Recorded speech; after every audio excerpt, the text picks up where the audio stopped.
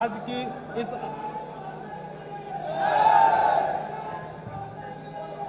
शांत हो जाइए।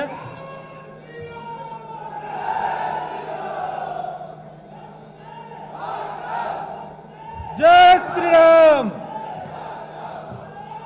आज की इस आईटी एवं सोशल मीडिया विभाग की कार्यशाला के समापन सत्र में हमारे माननीय अतिथिगण इस मंच पे आ गए हैं। मैं अपने मंचासीन अतिथियों से आग्रह करूंगा कि वो हमारे पार्टी के संस्थापक सदस्यों का पुष्पांजलि करके कार्यक्रम की औपचारिक शुरुआत।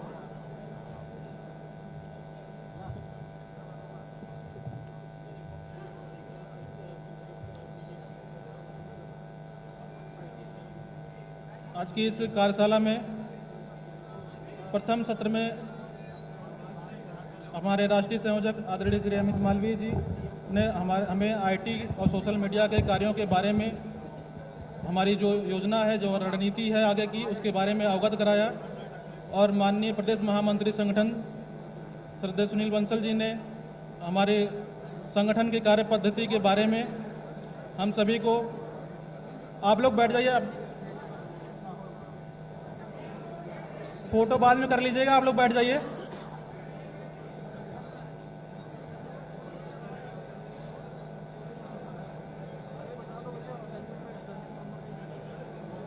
अब मैं इस समापन सत्र में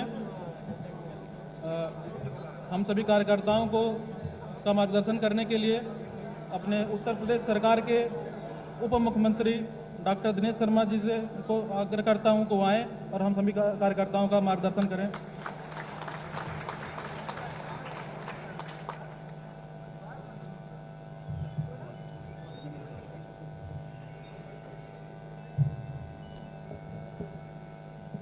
भारतीय जनता पार्टी उत्तर प्रदेश के सम्मानित अध्यक्ष आदरणीय श्री स्वतंत्र देव जी, उत्तर प्रदेश के वरिष्ठ नेता, पूर्व भारतीय जनता पार्टी के प्रदेश अध्यक्ष, कुशल प्रशासक उप मुख्यमंत्री केशव मौर्य जी, हमारे जिनको हम सब सुनते आए हैं पूरे देश में, जिन्होंने अपने अनुभव, अपने नॉलेज, अपने शब्दों के तारतम्य से भारतीय जनता पार्टी का एक सबल पक्ष रखा है, ऐसे आदरणीय अमित मालवीय जी, अब भी उत्तर प्रदेश से ही हैं। इलाहाबाद जिसको नाम था प्रयागराज है, तो आप वहीं से हैं। आईटी के सम्मानित यहाँ पर उपस्थित सम्मानित अध्यक्ष, संयोजक, आईटी के विभिन्न क्षेत्रों के पदाधिकारीगण, कार्यकर्ता बंधुओं, विशेष अवसर होता है जब हम सब लोग पार्टी के किसी फोरम पर आते हैं और पार्टी के फोरम पर आने के बाद समसामयिक विषयों पर चर्चा के लिए हम लोग एकत्रित होते हैं। आपके सत्र में मुझे 3 बजे कहा गया था, तो मैं उससे थोड़ा पहले आया, और जब आया तो कुछ पत्रकार मित्र मुझसे पूछ रहे थे कि भारतीय जनता पार्टी तो पढ़े लिखों की पार्टी है, और पढ़े लिखों की पार्टी में आखिर आप लोग सोशल मीडिया के लोगों को ट्रेनिंग क्यों दे रहे हैं? इनको प्रशिक्षण की आवश्यकता क्या है? क्या जानते नहीं है कि मोबाइल कैसे चलाना है, कैसे इनको मैसेज करना है, कैसे क्या करना है? तो मैंने उनका, ये भारतीय जनता पार्टी दूसरे दलों से अलग है, और अलग होने का प्रमुख कारण ये है कि हमारी पार्टी की कार्यशैली, नीति, रीति, सिद्धांत हमारे वरिष्ठ नेताओं के मार्गदर्शन पर संपादित होते हैं, और पार्टी की नीतियों के अनुसार हम अपनी कार्य योजना को तैयार करते हैं। प्रशिक्षण हमारा एक अनिवार्य अंग है, सीखने की प्रवृत्ति को जागृत करना और सही दिशा में अपने शब्दों का प्रयोग करना।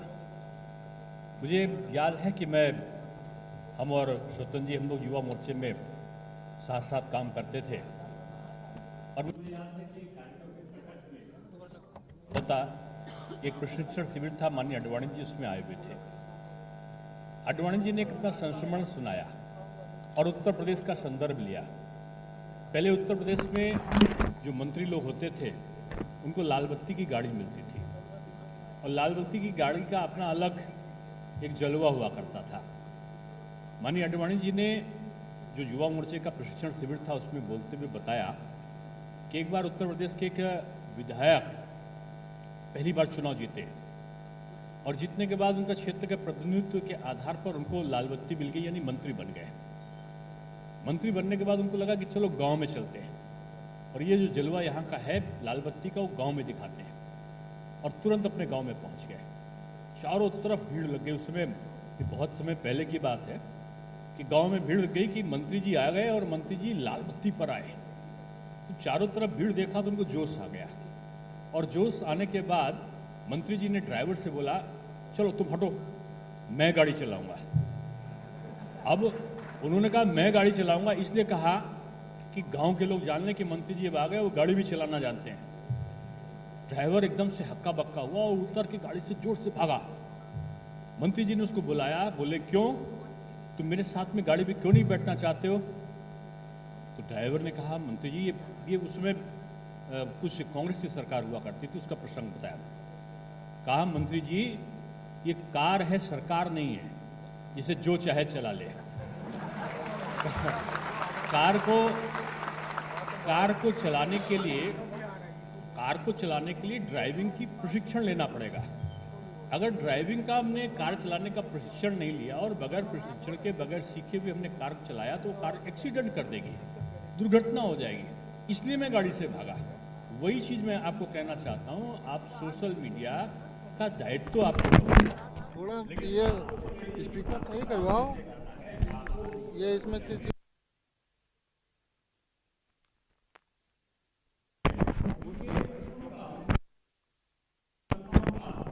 आरोपों का, उनकी मिथ्या वर्णन का आपको जवाब कैसे देना है, ये जवाब के लिए आपको सतत तैयार रहने के लिए इस प्रकार का प्रशिक्षण दिया जा रहा है।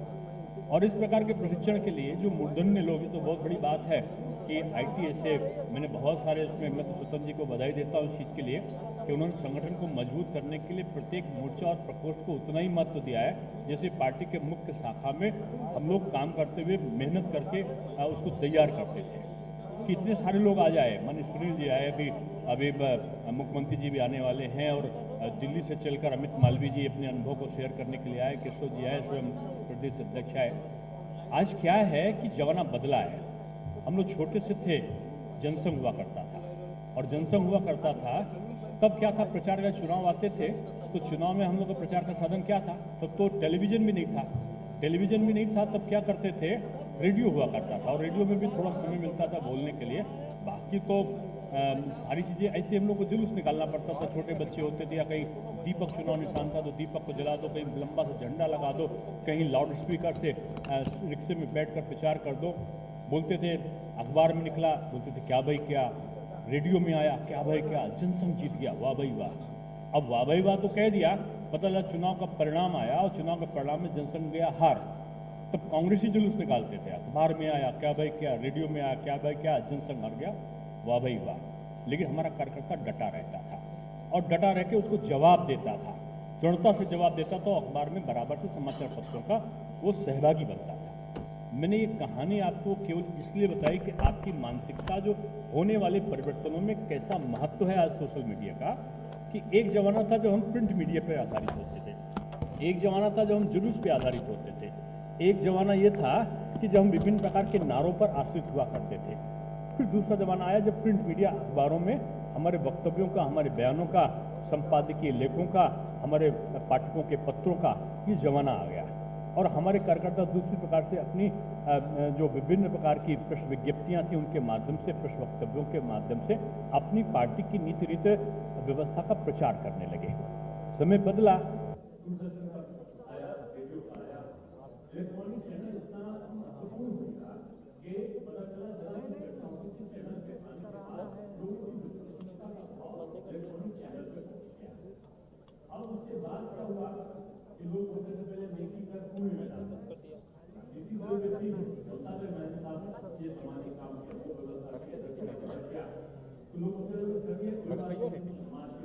बंद कर दो।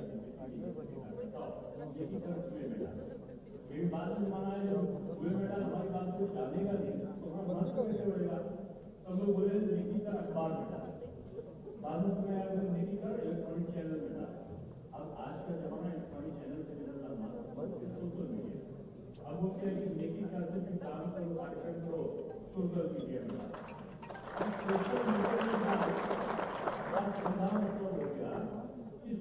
मीडिया एक जबरदस्त मजबूत प्लेटफॉर्म आपको अपनी बातों कहने का देता है। अब प्लेटफॉर्म देता है ये तो बात सही है, लेकिन प्लेटफॉर्म में कभी कभी जवाब हमारा कार्यकर्ता लक्षण दे देता है। अब जैसे आज मैं देखा था माननीय प्रधानमंत्री जी ने अपना के नाम दे दिया, इसने लिखा कि तो पुराना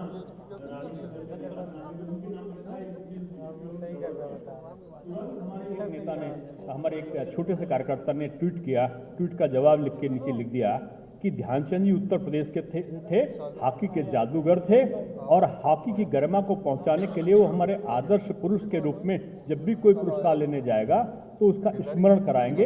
हॉकी बहुत दिनों 40 साल के बाद आज मेडल प्राप्त करने का है। उसने एक अपना पूरा ब्लॉग लिख डाला।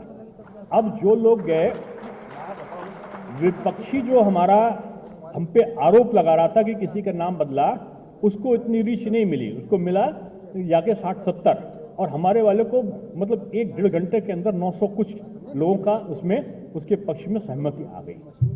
ये क्रिया की प्रतिक्रिया को हम कैसे करेंगे? तथ्य के साथ में करेंगे। हम जवाब कैसे देंगे? आने वाले समय में पार्टी की नीतियों को हम कैसे दिखाएंगे? एक ने किया कि उन्होंने कहा वो चल पड़े, कोई चल पड़ा किसी सवारी पर, छोटी सी साइकिल पर चल पड़ा। तुरंत एक ने सोशल मीडिया में कार्टून बनाया और दुबके हुए लोगों को, छिपे हुए लोगों को दिखाया जब कोरोना से लोग करा रहे हैं, वो हो रहे हैं, और उसने तुरंत कार्टून बना के उसने डाल दिया कि वो घरों के अंदर छुपे हुए अपने बैठे हुए हैं। और फिर उसने लिखा 4.5 वर्ष तक क्या करते रहे, दिखाया कि मर्सिडीज गाड़ी और BMW पर घूमते हुए परिवारों के साथ विदेशों में छुट्टियां मनाते हुए लोगों को दिखाया। और फिर लिख दिया बीजेपी के कार्यकर्ताओं को सेवा करते हुए दिखाया कि सेवा ही संगठन के नाम पर कोरोना के अस्पतालों में किसी मरीज को पहुंचाना, चिकित्सालय में दवा पहुंचाना, खाना पहुंचाना, मास्क बांटना, ये सारी चीजों को उसने कार्टून के माध्यम से लिख के सोशल मीडिया में डाल दिया। हमने जवाब ऐसा दिया जिसका उत्तर उनके पास में नहीं है। सोशल मीडिया ये एक सशक्त प्लेटफॉर्म अपनी पार्टी की नीति रीति सिद्धांत को एक सही तरीके से प्रस्तुतिकरण हम कैसे करें, इसके लिए सबसे पहला तो आपको होगा कि आप रोज की अखबार की गतिविधियों को पढ़िए। नंबर 1, विपक्ष के लोग क्या कहते हैं उनकी बातों को देखिए, उसकी काट क्या है, हमारे नेता जो वरिष्ठ नेता हैं वो क्या कह रहे हैं, उनके वक्तव्यों को देखिए। कोई भी शब्दों का संयम नहीं खोना चाहिए। हम उनकी तरह अशिष्ट भाषा का, उनकी तरह व्यक्तिगत आक्षेप का और उनकी तरीके से अनर्गल प्रलाप का न करके ऐसे शब्दों का चयन करेंगे जिससे हमारे मतदाताओं पर सीधे तौर पर हमारे नेतृत्व की सही दिशा अंकित हो सके। इसलिए सोशल मीडिया का जो कर्तव्य है, क्योंकि आप छोटा छोटा करोगे, हम लोग थे युवा मोर्चे में, मैं बार बार मुझे पता नहीं कि वही सब याद आता है, और मैं युवा मोर्चे में था और पता चला एक जिले में 2 कार्यकर्ताओं के बीच में कहासुनी हो गई। और उसी समय कांग्रेस के राष्ट्रीय अध्यक्ष थे सीताराम केसरी, वो राष्ट्रीय अध्यक्ष थे पार्टी के, और उन्हीं के पार्टी के कुछ युवा कार्यकर्ताओं ने उनके साथ में धक्का मुक्की की, वो गिर गए और धोती उनकी पकड़ के खींचते हुए कार्यकर्ताओं की फोटो अखबार में आ गई। एक तरफ उनकी फोटो आई छोटी सी, और हमारे कार्यकर्ता जो आगरा में आपस में केवल कहासुनी किए थे, कोई अपशब्दों का प्रयोग भी नहीं किया, तो उनकी फोटो बड़ी बड़ी आ गई। भारतीय जनता पार्टी में अनुशासन भंग हुआ और धज्जियां उड़ी। मैंने अखबार के संवाददाता को फोन करके पूछा, भाई साहब ये क्या करा आपने? बोले शर्मा जी इसका जवाब तो मैं उदाहरण से बता सकता हूं। हमने क्या? बोले ये बताओ कि अगर कुत्ता आदमी के पीछे दौड़े तो क्या होगा? हम कहे तो उसका काम है। कल अगर काट ले तो क्या है? हम कहे तो सामान्य बात है, कुत्ता तो आदमी को काट ही लेता है। बोले अच्छा इसका उल्टा कर दो, अगर आदमी कुत्ता को काट ले तो क्या होगा? उन्होंने कहा अरे आदमी भी कुत्ता को काट सकता है क्या? ऐसा भी हो सकता है क्या? बोले यही मैं समझाना चाहता हूं, ये छोटी सी चीज है, यानी जो उसका काम था वो तो कर रहा है, ये सामान्य प्रवृत्ति है, वहां ऐसा होता आया है, लेकिन आपकी पार्टी में ऐसा नहीं हो रहा है। इसलिए आपकी पार्टी में छोटी सी भी घटना होती है तो ये महत्वपूर्ण घटना के रूप में हम लोग उसको दिखाते हैं। इसलिए हमेशा ध्यान रखना, आपके जरा से अपशब्द आ गए किसी के प्रति, आपके शब्दों में कोई इस प्रकार का विध्वंसक प्रतिक्रिया आ गई, उसको वो राष्ट्रीय पटल पर उसका दुष्प्रचार करने लगेंगे। और आने वाले समय में हम अपने काम क्या कर रहे हैं? आज केशव मौर्य जी ने कितनी सड़कों का किया, आज कहां कहां उस सड़कों बनने से इंफ्रास्ट्रक्चर कैसे हो गया, आज प्रदेश अध्यक्ष जी ने कहां कहां किया, परिवहन के मंत्री के रूप में उन्होंने कितने सारे काम कर डाले, मुख्यमंत्री जी ने आज उत्तर प्रदेश को माफियाओं के राज से किस प्रकार दिखाया। एक तरफ माफिया जेल के अंदर हाथ जोड़े हुए तख्ती लगाए हुए दिखाई पड़ रहा है, भीख मांगते हुए, और पता चला पहले वही निकलता था तो सलूट करते हुए पुलिस वाले दिखाई पड़ रहे हैं। आपने 2 कार्टून रख दिए, उत्तर प्रदेश की सारी स्थिति आ गई। यानी आपका प्रिपरेशन, आपका प्रस्तुतिकरण और आपके एक एक वाक्य का जो अर्थ है वो लोगों के अंतर्मन में एकदम से ग्राह्य हो जाए, पड़ जाए, इस प्रकार की प्रक्रिया को लेकर आपको चलना होगा। और मुझको लगता है कि भारतीय जनता पार्टी के लोग, आज लोगों को प्रबुद्ध सम्मेलन करना पड़ रहा है। उन्होंने मुझसे पूछा कि साहब फलानी पार्टी का प्रबुद्ध सम्मेलन हुआ, उनका प्रबुद्ध सम्मेलन हुआ, क्या कहना है आपको? हम कहा हमारे वहां तो रोज प्रबुद्धों का सम्मेलन रहता है, सारे प्रबुद्ध ही हैं जो हमारे साथ में बैठ के हम लोगों के साथ चिंतन मंथन करते हैं। जहां उनका आचरण ऐसा था, जहां प्रबुद्ध क्या, जो भी व्यक्ति था समाज का एक सकारात्मक दृष्टि से चलने वाला, वो उनके साथ नहीं था, इसलिए उनको बुलाना पड़ रहा है। तो हर चीज की काट हो, हर चीज का उत्तर आप दो, ये जरूरी नहीं है। हर प्रश्नों के ऊपर आप टिप्पणी करो, ये जरूरी नहीं है। लेकिन जब भी टिप्पणी करो वो सर्वग्राही हो, जब भी टिप्पणी करो वो विभिन्न प्रकार के लोगों के ऊपर उसका अनुसरण करने की प्रेरणा देता रहे। राष्ट्रीय नेताओं के वक्तव्यों को रोज सुबह जरूर देखिए, अखबार की कटिंग जरूर देखिए, हमारी पार्टी का दिशा निर्देशन क्या है इसको जरूर जानिए, और विपक्षी के तीखे प्रहारों के बारे में हमारा पार्टी की सोच क्या है ये जरूर देखिए। और पार्टी की जो विकास के कार्य हैं, पिछली सरकारों के जो दोष हैं, जो उनकी खामियां हैं, उनको उजागर कराइए। एक समय दुकान खुली है और नेता नारा लगा रहे हैं कि खुली दुकान हमारी, बंद दुकान तुम्हारी। हाई कोर्ट में तक का वो प्रदर्शन करते हुए घुस जा रहे हैं, समाचार पत्रों के अंदर घुस जा रहे हैं, विभिन्न प्रकार का आचरण कर रहे हैं। उन चीजों को पुनर्स्मरण कराने के लिए आप एक तुलनात्मक चार्ट को प्रस्तुतिकरण करके लोगों तक अपनी पहुंच को बना सकते हैं। मैं यही कहूंगा कि संयमित भाषा, समसामयिक घटनाओं का ठीक प्रकार से प्रस्तुतिकरण और निरंतर सतत जागृत रहते हुए वर्तमान परिप्रेक्ष्य में पार्टी की नीति रीति सिद्धांतों की जानकारी और उनके साथ साथ अपने नेताओं के मंतव्य और पार्टी की लाइन और दिशा और विपक्षियों की जो खामियां हैं, कमजोरी हैं, इन सब की जानकारी के साथ आप काम करेंगे तो एक सफल आप एक कार्यकर्ता, एक सफल, मैं क्योंकि बीजेपी का मतलब ही आज राष्ट्रवाद हो गया, बीजेपी का मतलब ही आज भारतीयता और संस्कृत का पोषण करता हो गया। तो सारे के सारे जो यश हैं वो अपने आप एक साथ आप प्राप्त करने में सफल बनेंगे। आप सबको मैं साधुवाद देता हूं कि आप एक सौभाग्यशाली व्यक्ति हैं कि दुनिया की सबसे बड़ी पार्टी, सबसे ज़्यादा सदस्यों वाली पार्टी, सबसे ज़्यादा सांसदों वाली पार्टी, सबसे ज़्यादा विधायकों वाली पार्टी, सबसे ज़्यादा राज्यों में राज्य करने वाली पार्टी के आप एक सौभाग्यशाली कार्यकर्ता हैं। इसलिए हम ऐसे सौभाग्यशाली कार्यकर्ताओं को एक बार साधुवाद और धन्यवाद देते हैं कि आपने मुझे बुलाया। धन्यवाद। बहुत बहुत धन्यवाद आदरणीय उप मुख्यमंत्री जी। आपने हमें वर्तमान राजनीति में सोशल मीडिया के महत्व और सोशल मीडिया की भूमिका के बारे में बहुत विस्तार से बताया, समझाया। हमें उम्मीद है कि हम आपके उद्बोधन से प्रेरणा लेते हुए पार्टी के कार्यों में और ऊर्जा से लगेंगे। अब इसी कड़ी में हम अपने पार्टी के पूर्व प्रदेश अध्यक्ष, जिनके नेतृत्व में हमने 2017 के विधानसभा चुनाव में 325 सीटें जीत करके एक ऐतिहासिक बहुमत ला करके अपनी सरकार बनाने का काम किया, ऐसे उत्तर प्रदेश सरकार के उप मुख्यमंत्री आदरणीय केशव प्रसाद मौर्य जी को मैं आमंत्रित करता हूं कि वो आएं और हम सभी का मार्गदर्शन करें। और जो स्वागत करें। जय श्री राम। इतने धीरे से काम नहीं चलेगा। बोले भारत माता की जय श्री राम। सावन का महीना और सावन के महीने की महाशिवरात्रि आ जाए तो हर हर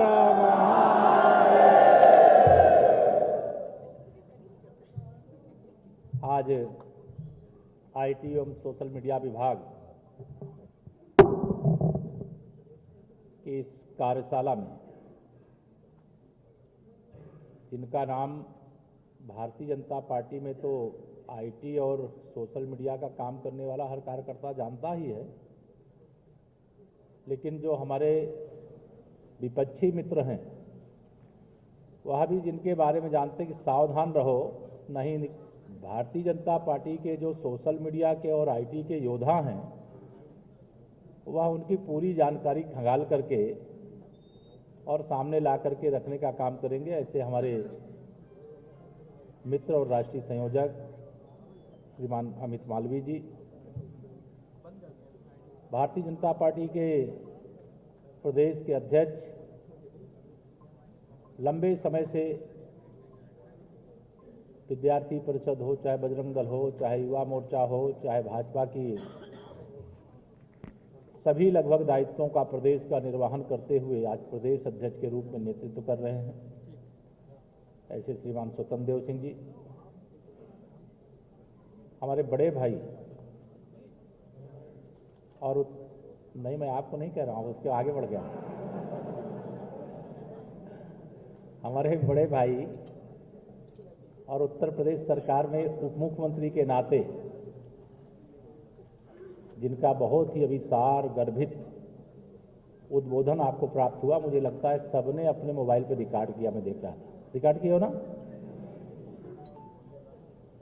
ऐसे बहुत ही विद्वान और युवा मोर्चा से लेकर के भाजपा से लेकर के देश का और प्रदेश का बहुत लंबे समय तक काम करने वाले, लखनऊ के मेयर के रूप में भी एक आदर्श स्थापित करने वाले आदरणीय डॉक्टर दिनेश शर्मा जी। यहाँ पर मैं 4-5 नाम और लूँगा, श्री अंकित सिंह जी, श्री कामेश्वर मिश्रा जी, श्री हर्ष चतुर्वेदी जी, सौरभ भदौरिया जी, हिमांशु जी, मांगीलाल जी और शशि कुमार जी। यह सारी आपकी जो टीम के जो प्रदेश के और यहाँ पर बैठे हुए जो प्रदेश के कोई जिले वाले होंगे, कोई क्षेत्र वाले होंगे, प्रदेश की टीम का हिस्सा होंगे, ऐसे सभी मेरे सोशल मीडिया के योद्धाओं, मुझे याद है, आप लोगों को शायद याद होगा, पिछली बार भी हम लोग यहीं पर एक कार्यशाला किए थे। मैं नहीं जानता अब सोशल मीडिया के काम से, क्योंकि भारतीय जनता पार्टी है यहाँ बहुत तेजी के साथ जो काम करता है सोशल मीडिया के माध्यम से, जैसे सीसीटीवी कैमरा लगा रहता है, हर कार्यकर्ता के ऊपर वह सीसीटीवी कैमरा लगा है और उसकी योग्यता क्षमता को देख करके पार्टी अलग अलग दायित्वों को अलग अलग स्थानों पर सबको समायोजन करती है, सम्मान देती है, उपयोग करती है। तो जो लोग पिछली बार थे उसमें से इस बार भी सोशल मीडिया के ही काम में, आईटी के ही काम में लगे हैं। ऐसे कुछ लोग आए हैं कि नहीं आज? बहुत अच्छे, बहुत अच्छे। तो आज तो मुझे इस बात की खुशी है, देखिए मुझे इस बात कहने में कोई झिझक नहीं है, मैं खुले मन से और पूरे विश्वास के साथ यह कह सकता हूं कि 2013 से सोशल मीडिया के प्लेटफॉर्म के माध्यम से आप सबने अपना कर्तव्य पालन शुरू किया। उसमें बहुत बड़ी जनसंख्या है, दुनिया की कहें आधी आबादी, देश की आधी आबादी आज सोशल मीडिया के प्लेटफॉर्म पर मौजूद है। और उसका परिणाम हुआ कि हम 2014 का जब लोकसभा चुनाव हुआ तो 73 सांसदों के साथ, देश को केवल काशी से एक सांसद नहीं दिए थे, उनके साथ 72 सांसद ही नहीं दिए, देश को प्रधानमंत्री देने का काम, गौरव उत्तर प्रदेश को प्राप्त है माननीय नरेंद्र मोदी जी के नेतृत्व। उसके बाद 2017 का चुनाव आता है और 2017 के चुनाव में 14 में भी कोई ये मानने को तैयार नहीं था कि भारतीय जनता पार्टी की जो लहर है कितनी तीव्र गति से चल रही है। लेकिन जब परिणाम आए तब विरोधियों ने माना कि नहीं, वह गलतफहमी में थे और भारतीय जनता पार्टी जमीनी स्तर की पार्टी है और जवान जो है देश का, प्रदेश का भाजपा के साथ है, इसलिए हम उस विजय को प्राप्त 2014 की विजय को प्राप्त किए। 2017 का जब विधानसभा चुनाव हुआ तो 2017 के विधानसभा चुनाव में कोई विरोधी ये मानने को तैयार नहीं था। जैसे मान लिए थे कि सपा गई तो बसपा, बसपा गई तो सपा, एक कई वर्षों से यह क्रम चल पड़ा था उत्तर प्रदेश के अंदर। लेकिन 2017 के चुनाव में मुझे कहते हुए गर्व है, क्योंकि अगर युवाओं का कोई मंच है जिसके माध्यम से अपने विचारों को रखना और अपने विचारों से लोगों को जोड़ लेने का काम करना, तो वह सोशल मीडिया का ही विभिन्न प्लेटफॉर्म है। उसकी चर्चा मैं नहीं करता क्योंकि मुझसे ज्यादा उसके बारे में आप जानते हैं। आपने लड़ाई को लड़ी, 14 के बाद 17 में सुपड़ा साफ कर दिया सपा बसपा कांग्रेस का। अब 2019 आया, बुआ भतीजे एक हो गए। 2017 में तो अखिलेश यादव जी की साइकिल में राहुल गांधी जी बैठ गए, तो आपको सबको मालूम है वो 47 पे रह गए और कांग्रेस पार्टी जो है 7 की संख्या में आकर के सिमट गई और बसपा 19 के आंकड़े को छू पाई। और जब 2019 का लोकसभा चुनाव आता है, तो जब बुआ भतीजे एक हो गए तो लोगों को लगा, देश भर में लगा। मैं तो उस समय, आदरणीय डॉक्टर साहब भी जा रहे थे, स्वतंत्र जी उस समय मध्य प्रदेश की बागडोर संभाले हुए थे, अमित जी तो केंद्रीय स्तर पे पहले से देख रहे थे। पूरा देश का भाजपा अगर चिंतित था किसी राज्य को लेकर के, तो उत्तर प्रदेश को लेकर के चिंतित था कि अगर सपा बसपा का गठबंधन हो गया है और उत्तर प्रदेश से हमें अगर 50 से अधिक सीटें नहीं मिली तो केंद्र में सरकार बनाना मुश्किल हो जाएगा। लेकिन उन्हें नहीं मालूम बैठे हुए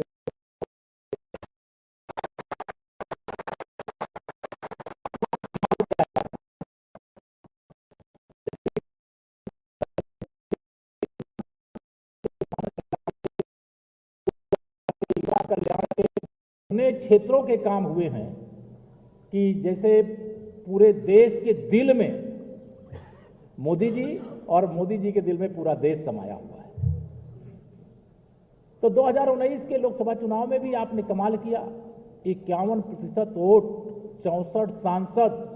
मुझे मालूम है, मुझे कहने में कोई संकोच नहीं है, हम 73 का आंकड़ा फिर दोहरा पाते।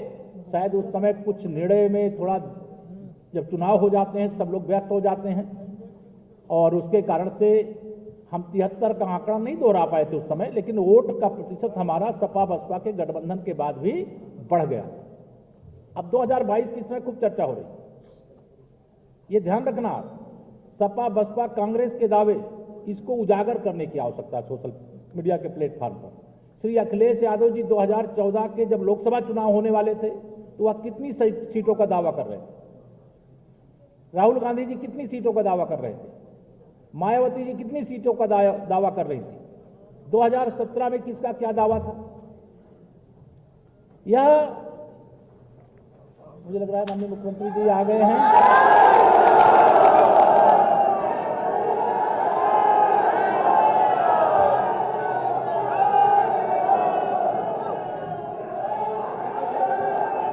जरा तेजी से दोनों हाथ उठा करके भारत माता की।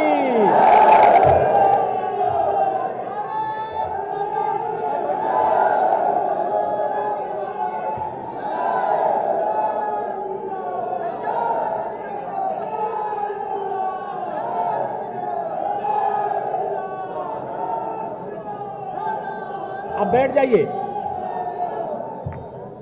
2022 के चुनाव के लिए मैदान में जब हम जा रहे हैं,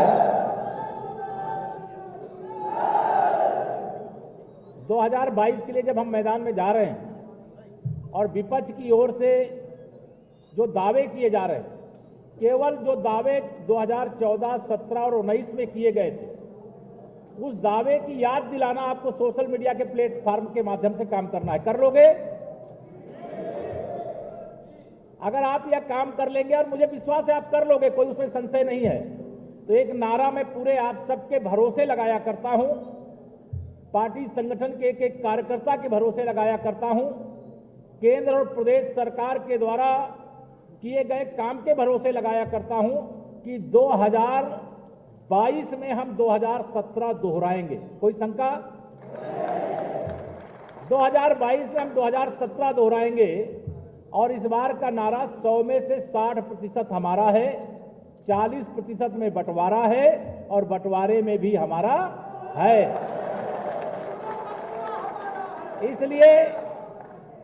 इसलिए मैं आप सबको अपील करूंगा, माननीय मुख्यमंत्री जी का आगमन हो गया है, आप भी सब सुनना चाहेंगे, मैं भी सुनना चाहूंगा। ये आह्वान करके मैं यहां पर अपनी बात को समाप्त करूंगा कि 2022 का विधानसभा का जो चुनाव है, जिसके लिए सारे विरोधी एकजुट होंगे तो भी एकजुट हैं और अलग अलग लड़ेंगे तब भी एकजुट हैं।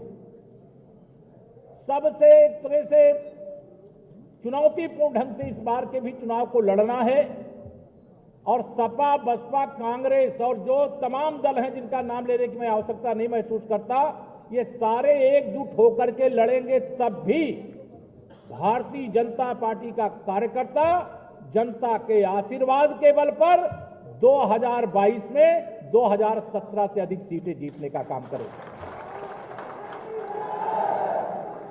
आपको 2019 में मालूम है, श्री राहुल गांधी जी का मतलब विपक्ष के संयुक्त प्रत्याशी थे अमेठी में, हारे कि नहीं हारे?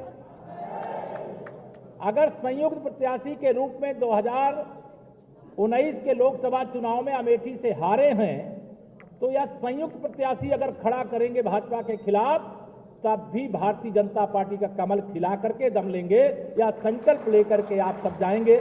ऐसा मैं आह्वान करते हुए आप सभी कार्यकर्ताओं को बहुत बहुत हृदय से इस बात की बधाई देते हुए कि हम सब यहाँ पर जो इधर मंच पे बैठे हैं, चाहे संगठन का नेतृत्व करने वाले, चाहे सरकार का नेतृत्व करने वाले, या आप सबको कह करके मैं अपनी बात को पूरा कर रहा हूं कि आप इधर मंच पे बैठे और मंच के सामने बैठे हुए लोगों के बीच में कोई अंतर नहीं है, ध्यान रखिएगा।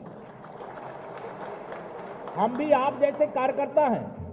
पार्टी आज आप यहां पर बैठे, हम यहां पर बैठे, पार्टी निर्णय करती है, कोई साधारण सा कार्यकर्ता भी कल यहां बैठेगा और हमारे जैसे कार्यकर्ता भी कल सामने बैठ सकते। तो यहां कोई अंतर नहीं हो सकता। यहां कार्यकर्ता से बड़ा भारतीय जनता पार्टी में कोई नहीं होता। इसको आप सब ध्यान में रख करके जनता के बीच में जिस प्रकार से 2014, 2017, 2019 के लोकसभा चुनाव को जीता है, 2022 के चुनाव को 2024 का चुनाव या लक्ष्य लेकर के 22 का चुनाव 2024 के लिए देश की सारी विरोधी ताकतें भाजपा के खिलाफ केवल इसलिए एकजुट होती हैं कि केंद्र की सत्ता उनको प्राप्त हो जाए और मोदी जी के नेतृत्व वाली जो इतनी सफल और इतनी ताकतवर एक शक्तिशाली सरकार चल रही है उसे हटा दिया जाए। तो यह काम एक लक्ष्य लेकर के 22 में 24 की विजय का भी एक संकल्प अपने मन में लेकर के आप सब जाएंगे। मुझे आप सब पर बहुत भरोसा। इतना ही निवेदन करके अपनी वाणी को विराम। बोलिए एक बार फिर से जय श्री राम। बहुत बहुत धन्यवाद।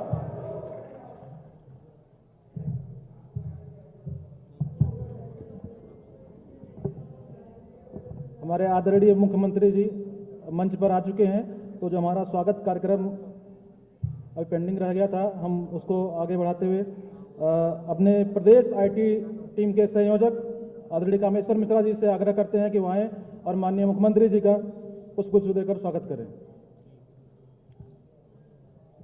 सोशल मीडिया टीम से शशि कुमार जी आए और माननीय मुख्यमंत्री जी का स्वागत करें।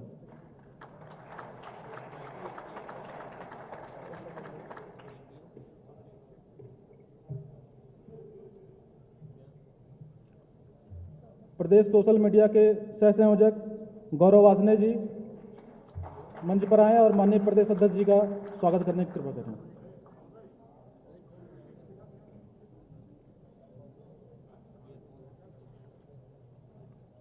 सोशल मीडिया प्रदेश सह संयोजक सौरभ मारोदिया जी और हिमांशु राज पंडित जी आए और कुछ देकर माननीय उप मुख्यमंत्री श्री केशव प्रसाद मौर्य जी का स्वागत करने की कृपा करें।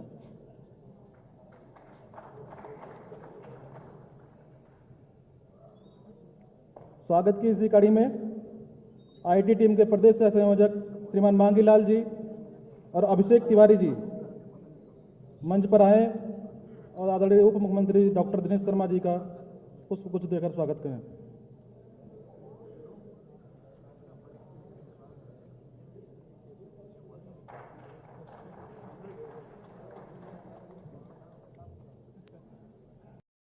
क्षेत्रीय आईटी टीम के संयोजक मानस मित्रा जी एवं आयुष वाजपेयी जी सोशल मीडिया के क्षेत्रीय संयोजक, आप आएँ और अपने आईटी एवं सोशल मीडिया के राष्ट्रीय संयोजक श्रीमान अमित मालवीय जी का स्वागत करने की कृपा करें।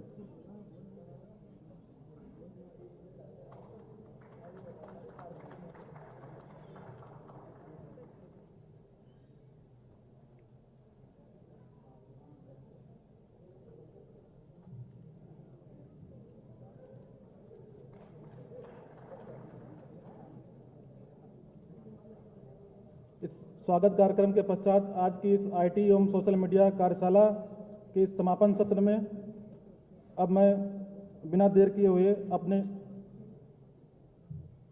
अपने प्रदेश के यशस्वी एवं लोकप्रिय प्रदेश अध्यक्ष आदरणीय श्री स्वतंत्र देव सिंह जी को मैं आमंत्रित करता हूं कि वो आएँ और हम सभी कार्यकर्ताओं का मार्गदर्शन करें और हम ऊर्जावान करने की कृपा करें। जोरदार ताली बजाकर स्वागत करिए माननीय प्रदेश अध्यक्ष जी का।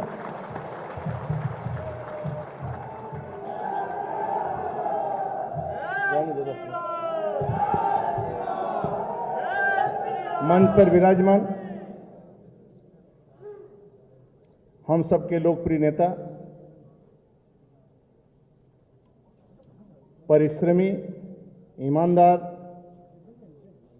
और कर्मठ,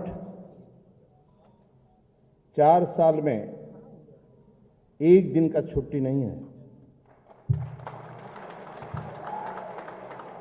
और पिता के देहांत पर भी एक दिन की छुट्टी नहीं है। ऐसा नेतृत्व केवल भारतीय जनता पार्टी के पास है। इस प्रकार के नेतृत्व केवल भारतीय जनता पार्टी के पास रहता है।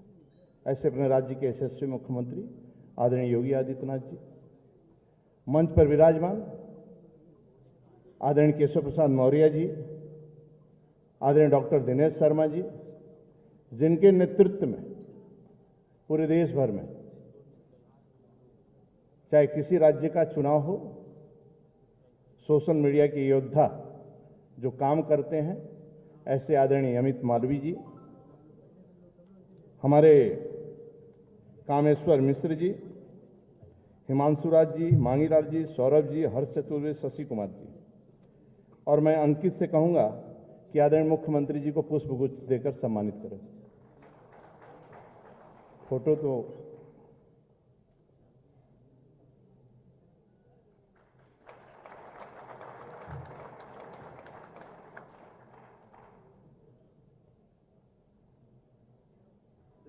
हम सब एक पवित्र संगठन के योद्धा हैं।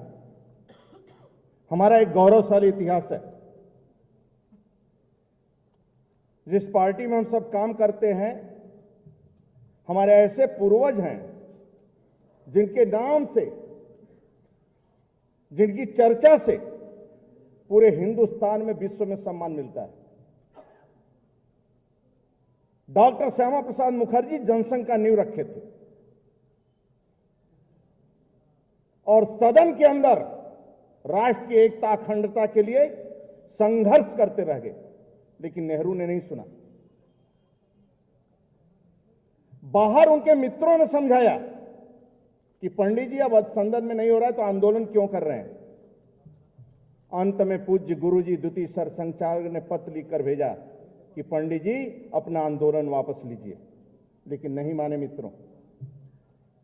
2 विधान, 2 निशान, 2 संविधान के लिए उन्होंने कश्मीर में मार्च किया, गिरफ्तारी हुई और 23 जून 1953 को नौजवान शहादत दे दिया। उस पार्टी के सदस्य हैं,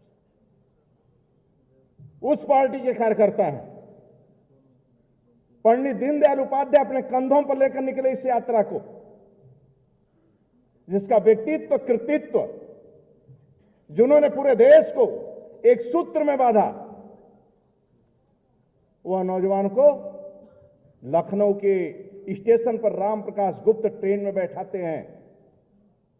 अश्वनी जी से लग पटना में इंतजार कर रहे थे बड़े बड़े नेता, लेकिन वो नौजवान नहीं पहुंचा। मुगलसराय स्टेशन पर हत्या कर दी गई। मित्रों, पंडित दीनदयाल उपाध्याय का नाम लेते ही हम गौरव का महसूस करते। उस पार्टी के हम सब कार्यकर्ता, उस पार्टी के कार्यकर्ता हैं मित्रों। हम छोटे मोटे दल के नहीं हैं, इस राष्ट्र को बनाने के लिए निकले हैं, इस देश को संभालने के लिए निकले हैं। हम छोटे दल के नहीं हैं कार्यकर्ता। जब पंडित दीन डॉक्टर श्यामा प्रसाद मुखर्जी देखने गए मित्रों, कहे सूर्य ढल गया, तारों की रोशनी में ही मार्ग ढूंढना होगा। अटल जी ने पहले अधिवेशन में जब 2 सीटें थी, उन्होंने कहा अंधेरा छटेगा, सूरज निकलेगा, कमल खिलेगा। देश के गौरव अटल बिहारी वाजपेयी काम करते हुए यहां तक पहुंचे मित्रों।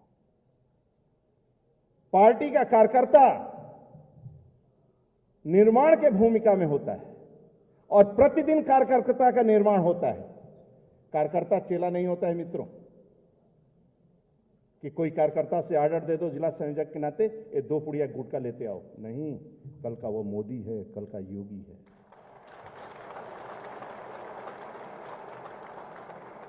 वह चेला नहीं है मित्रों, ये सपा नहीं है, बसपा नहीं है, कांग्रेस नहीं है। ये भारतीय जनता पार्टी जैसा पवित्र संगठन है, जिसको ऋषि मुनियों ने पार्टी बनाया है। उस पार्टी के हम सदस्य हैं।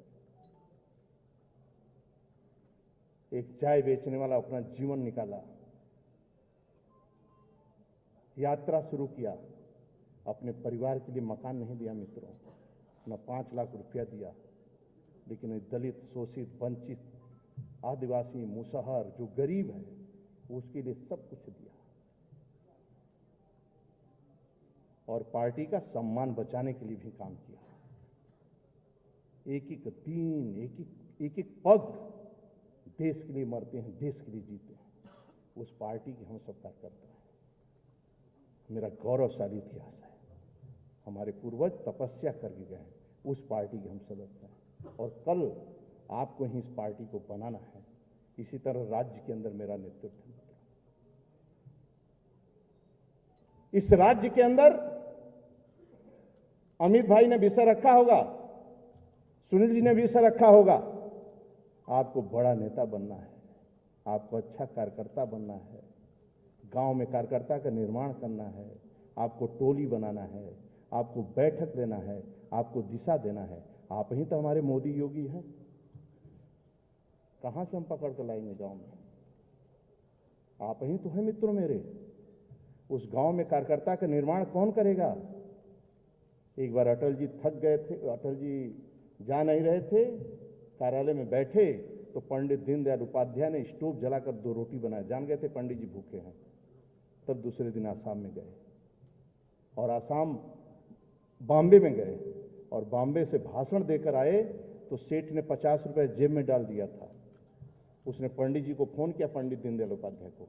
बोले नहीं, तुम्हारा पैसा सेठ ने दिया था 50 रुपया, वो कार्यालय में जमा कर दिया। इस प्रकार पार्टी यहां पहुंची है मित्रों।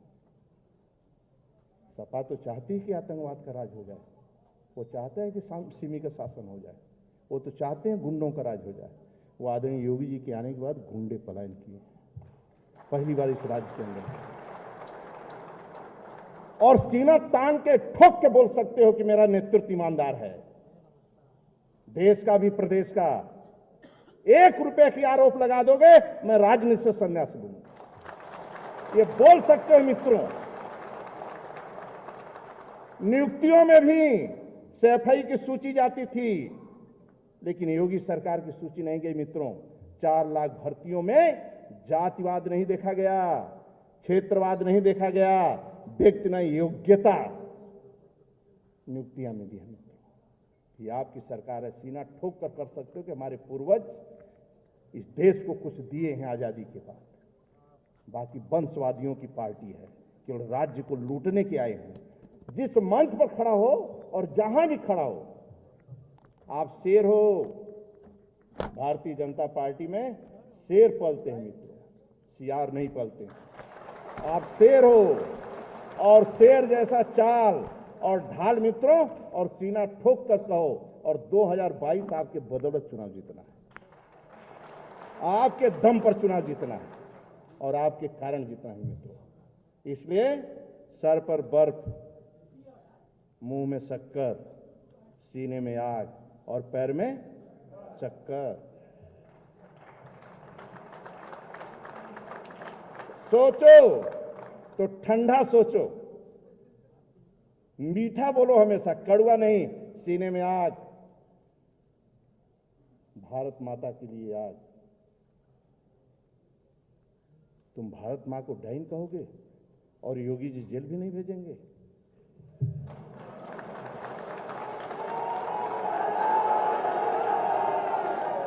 भारत मां आग, सीने में आग मित्रों। इस राष्ट्र के लिए, जात के लिए नहीं, परिवार के लिए नहीं, वंशवाद के लिए नहीं, सीने में आग इस राष्ट्र के लिए जलना चाहिए और भारत मां के लिए जलना चाहिए। और पैर में चक्कर, चरैवेति चरैवेति, जब तक पूरे हिंदुस्तान में जय जय श्री राम का नारा न लग जाए, वंदे मातरम का नारा न लगे और भारत माता की जय, तब तक चलते रहना है। यदि कोई कष्ट भी दे दे, कोई डांट दे, तो मेरी पार्टी नहीं है मित्रों कि मेरे से नाराज होकर घर बैठ गए। कभी कभी अपमान कर देता है नेता, तो यानी मेरी ये पार्टी, ऐसा नहीं कि मेरी ये पार्टी है, ये तो 2 साल के लिए मैं आया हूं। ये आपकी पार्टी है, अपनी पार्टी है। इसलिए मेरा आचरण व्यवहार खराब हो सकता है, लेकिन अपना आचरण व्यवहार ठीक रखना है मित्रों। इसलिए किसी से नाराज नहीं होना। ये आपकी पार्टी है। कल आप मंच के नेता हैं, 10 साल बाद आप नेतृत्व करोगे, इसलिए ये आपकी पार्टी है। इसलिए ठंडे दिमाग, मीठा आग, पैर में चक्कर, चरैवेति चरैवेति, जब तक बूथ तक समितियां न बन जाए व्हाट्सएप ग्रुप, तब तक चलते रहना है, विश्राम नहीं लेना है।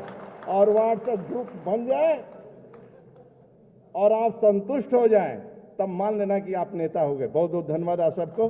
भारत माता की जय, वंदे मातरम।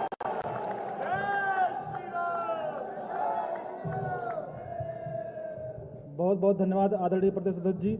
आपने अपने ओजस्वी तेजस्वी भाषण से हम लोगों को पार्टी की रीति और नीति के बारे में अवगत कराया और हमें अपनी बातों बातों में ही ये बता गए कि हमें बूथ तक के व्हाट्सएप ग्रुप जब तक नहीं बना लेना है। ये चैलेंज जो अध्यक्ष जी ने दिया है हम लोगों को, ये हमें अगस्त माह में ही पूरा कर लेना है। और मैं अध्यक्ष जी को आश्वस्त करना चाहता हूं कि मैं अपनी टीम के माध्यम से ये कार्य इसी अगस्त माह के अंत तक पूरा कर लूंगा।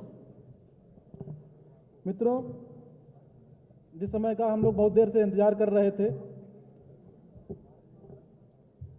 अब मैं आमंत्रित करना चाहूंगा अपने उत्तर प्रदेश के यशस्वी एवं लोकप्रिय मुख्यमंत्री, जिनके नेतृत्व में आज अपना उत्तर प्रदेश नंबर 1 है सभी योजनाओं में और अपना उत्तर प्रदेश में सुशासन का एक नया आयाम स्थापित करने का काम किया है। ऐसे लोकप्रिय एवं यशस्वी माननीय मुख्यमंत्री जी का जोरदार तालियों के साथ स्वागत करिए।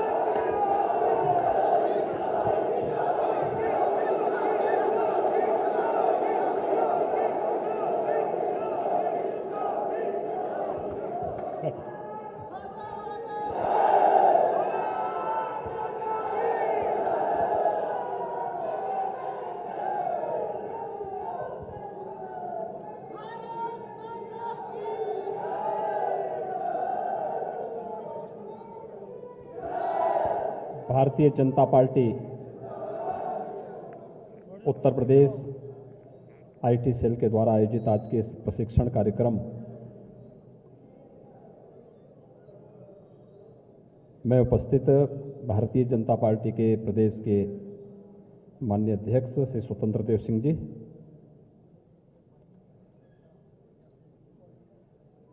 उत्तर प्रदेश सरकार में मेरे वरिष्ठ सहयोगी उप मुख्यमंत्री द्वय श्री केशव प्रसाद मौर्य जी, डॉक्टर दिनेश शर्मा जी,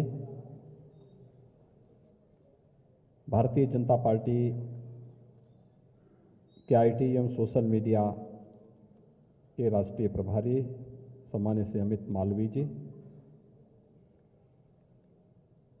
उत्तर प्रदेश के आईटी सेल के प्रदेश के संयोजक श्री कामेश्वर नाथ मिश्र जी, सोशल मीडिया के प्रदेश के संयोजक श्री अंकित चंदेल जी और प्रदेश के कोने कोने से उपस्थित सभी हमारे युवा साथियों,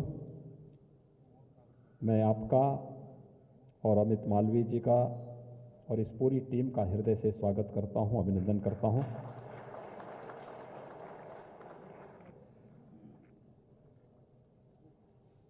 वास्तव में ये कार्यक्रम केवल चुनाव को ध्यान में रख करके ही नहीं, बल्कि हमारी नियमित दिनचर्या का एक हिस्सा होना चाहिए। समय बदल चुका है।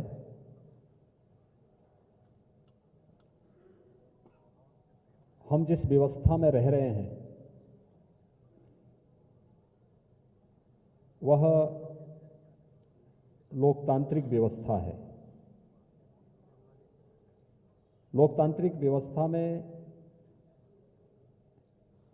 लोकतंत्र के हर एक स्तंभ का अपना योगदान है।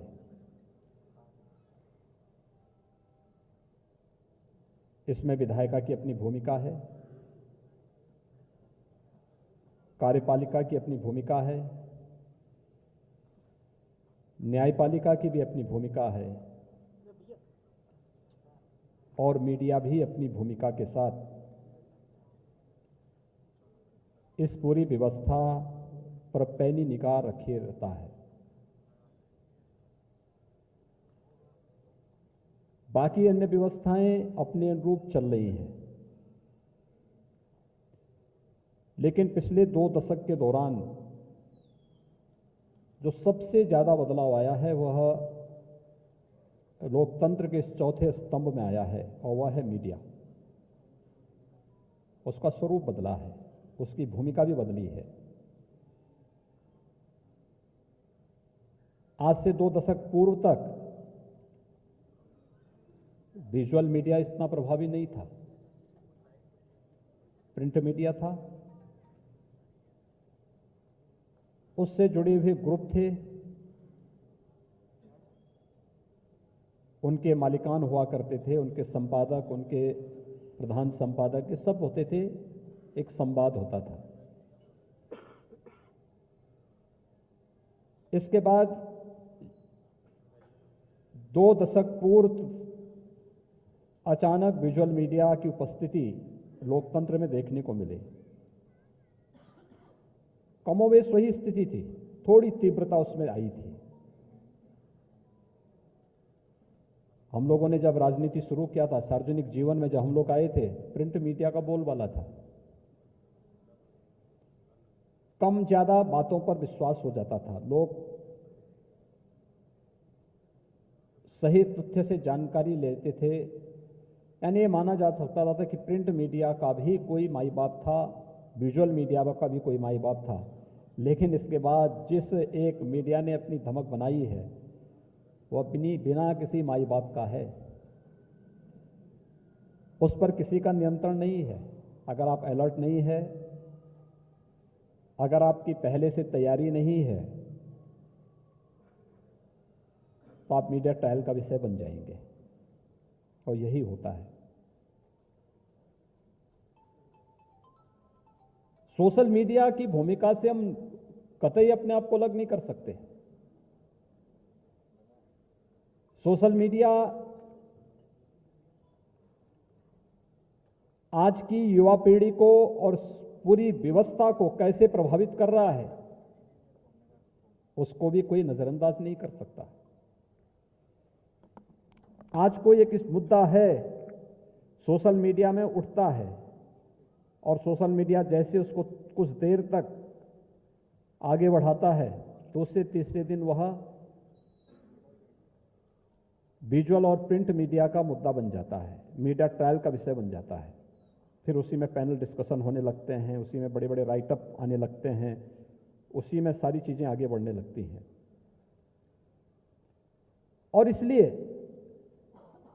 इस बेलगाम घोड़े को नियंत्रित करने के लिए हमारे पास उस प्रकार का प्रशिक्षण और उस प्रकार की तैयारी बहुत आवश्यक है, और वह हम जैसे कार्यकर्ताओं के लिए तो अत्यंत आवश्यक भी है।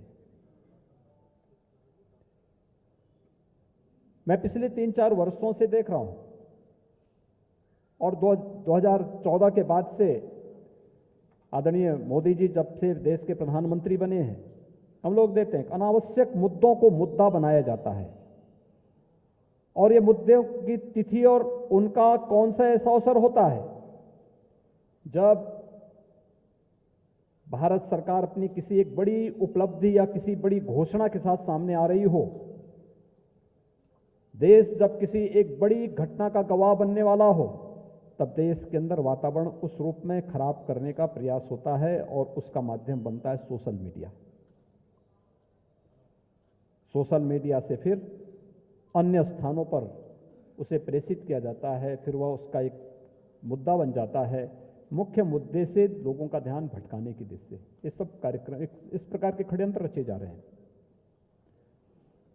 उत्तर प्रदेश के अंदर भी विगत 4-4.5 वर्षों से हम लोग यही देख रहे हैं। अभी हाल ही में आपने देखा होगा, देश की संसद का सत्र प्रारंभ होने वाला था। संसद सत्र प्रारंभ होने के ठीक एक दिन पहले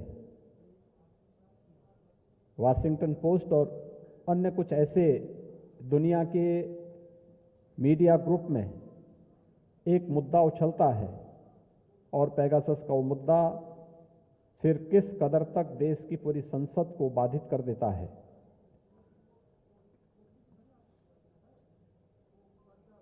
जो लोग इस मुद्दे को उठा रहे हैं उनके पास कोई तथ्य और प्रमाण नहीं, लेकिन बिना किसी तथ्य और प्रमाण के किसी ने उछाल दिया, उसी को मुद्दा बना करके मीडिया में, print media, visual media, social media, digital media, इन सब में उसका मुद्दा बना करके फिर उसको उछालने का प्रयास करके देश की संसद का बहुमूल्य समय बाधित किया जा रहा है। यह महत्वपूर्ण सत्र था। इस सदी की सबसे बड़ी महामारी के दौरान कोरोना प्रबंधन के बारे में भारत सरकार के द्वारा किए गए बेहतर प्रयासों की चर्चा हो सकती थी। थर्ड वेव की जो आशंका विशेषज्ञ मान रहे थे, इस पर हमारी क्या रणनीति है, इसके बारे में चर्चा हो सकती थी। देश के अंदर आंतरिक और बाह्य सुरक्षा के मोर्चे पर सरकार ने क्या किया है और आगे की क्या रणनीति, इस पर चर्चा हो सकती थी। इस सदी की सबसे बड़ी महामारी ने दुनिया को जब पूरी तरह प्रभावित किया है तो स्वाभाविक रूप से इसका प्रभाव रोजगार पर भी पड़ा होगा। सरकार ने रोजगार के लिए क्या कदम उठाए हैं और इस संबंध में आगे क्या अपेक्षाएं हो सकती थी, संसद के सत्र में चर्चा का यह विषय बनते और उसके माध्यम से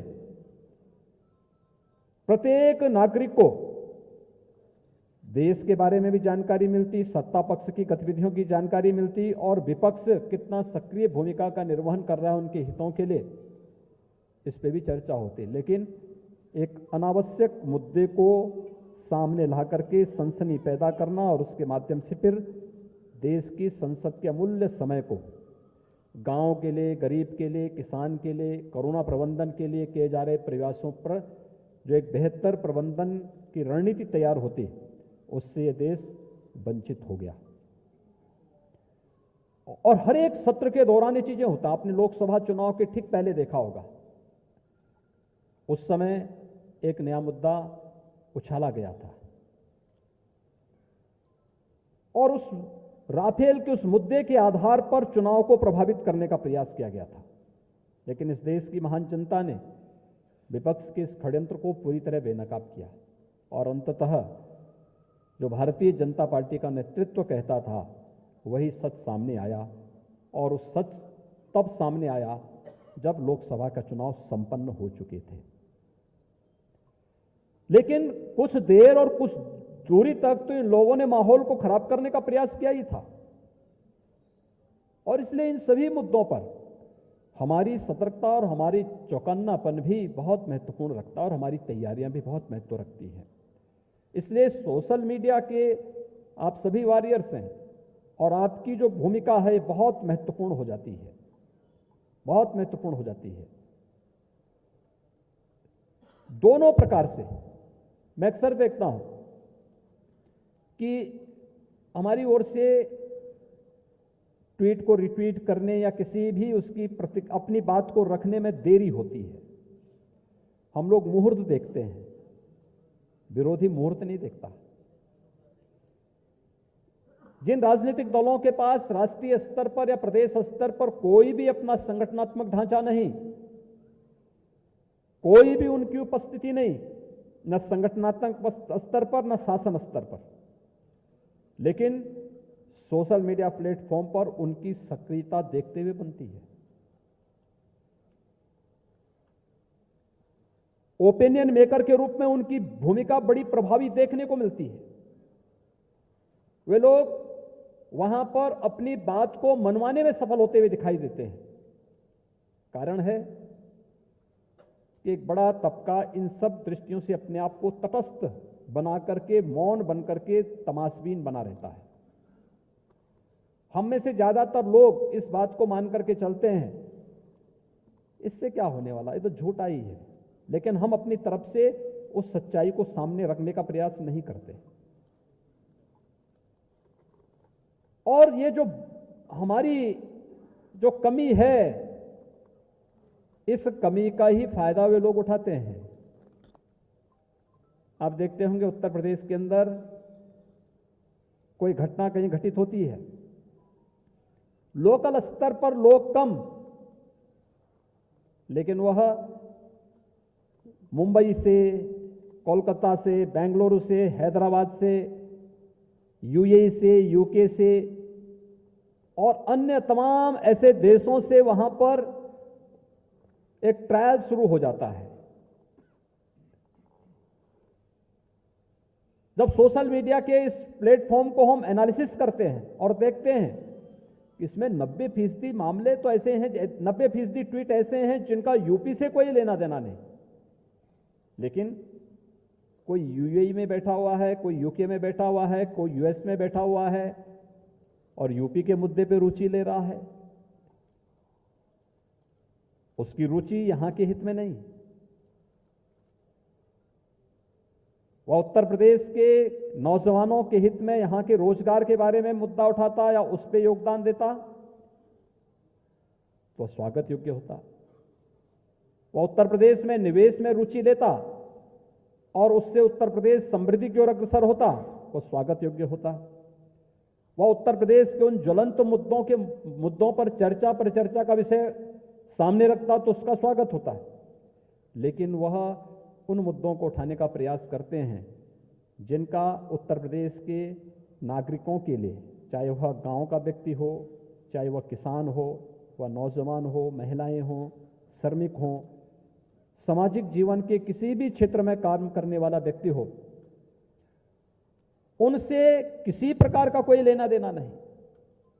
सामाजिक विद्वेष पैदा करवाना, जातीय विखंडन की स्थिति पैदा करना, अराजकता का एक नया माहौल पैदा करने का प्रयास करना और फिर उसके माध्यम से अपनी रोटी सेक करके फिर केंद्र और प्रदेश सरकार को उसके नाम पर मोहरा बनाने का प्रयास करना, निशाना साधने का प्रयास करना। आप देखना यही सब चल रहा है। मैं पिछले 4 वर्षों के दौरान यही सब देख रहा हूं और उन स्थितियों में हमें आश्चर्य होता है कि हम लोग एक बहुत बड़ा हमारा दायरा होने के बावजूद इन मुद्दों में तटस्थ बने रहते हैं। और कभी कभी तो मैं ये भी देखता हूं कि अपने ही लोग भावनाओं में इतने बह जाते हैं कि उनके कैंडल मार्च के साथ स्वयं भी कैंडल मार्च निकाल के लेकर के उतर सड़कों पर उतरते हुए दिखाई देते हैं।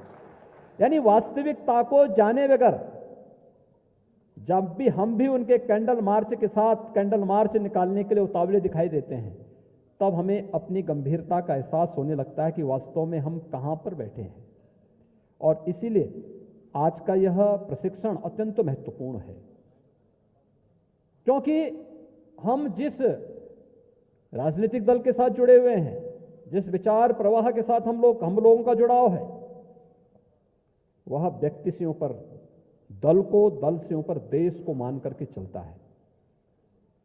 और इसीलिए आपने देखा होगा हमें वर्तमान की अपनी इस भूमिका को एक तो बहुत स्पष्ट रूप से रेखांकित करना होगा, उसके अनुरूप अपने आप को तैयार करना होगा। दूसरा, हमें यह भी देखना होगा कि जो सपना 1947 और उसके बाद जब भारतीय जनसंघ की स्थापना होती है, भारतीय जनसंघ की स्थापना के बाद फिर भारतीय जनता पार्टी की स्थापना, फिर भारतीय जनता पार्टी की स्थापना के बाद भी जिन मुद्दों, जिन मूल्यों और जिन आदर्शों के लिए इस देश के लिए इस राजनीतिक दल का गठन हुआ, उन मुद्दों और मूल्यों की स्थापना को प्राप्त करने में, देश को उस परम वैभव तक पहुंचाने के उस लक्ष्य को हासिल करने में जब सफलता लगातार प्राप्त होती हुई दिखाई दे रही है, तुम्हारे विरोधी तत्व मौन कैसे बने रह सकते हैं? क्या कोई सोचता था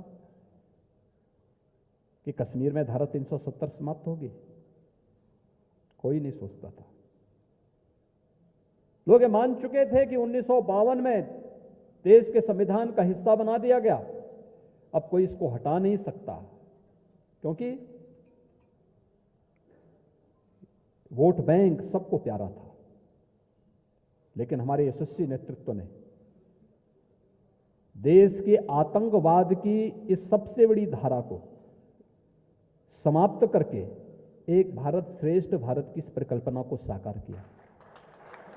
कश्मीर में धारा 370 समाप्त हो गई, कश्मीर विकास की मुख्य धारा के साथ जुड़ गया, कश्मीर में आतंकवाद खात्मे की ओर जा रहा है, कश्मीर विकास की मुख्य धारा से जुड़ गया है। वहां पर लोकतांत्रिक मूल्यों और मुद्दों पर लोग अब चर्चा कर रहे हैं। कुछ परिवारों का जो एकाधिकार था वो समाप्त हो रहा है। कोई सोचता था अयोध्या में राम जन्मभूमि का मुद्दा इतनी सहजता, इतनी सरलता के साथ, इतना शांतिपूर्ण, इतना सौहार्दपूर्ण समाधान निकल पाएगा? कोई नहीं सोचता था। लेकिन समाधान हुआ ना। नेतृत्व जब यशस्वी होता है, समस्या का समाधान उसी यशस्वी तरीके से निकाल करके बना देता है। और अयोध्या में आपने देखा होगा, लोग बोलते थे ना कि मंदिर के पक्ष में फैसला आएगा तो खून की नदियां बहेंगी। अरे मैं तब भी बोलता था, अरे मच्छर नहीं मरेगा।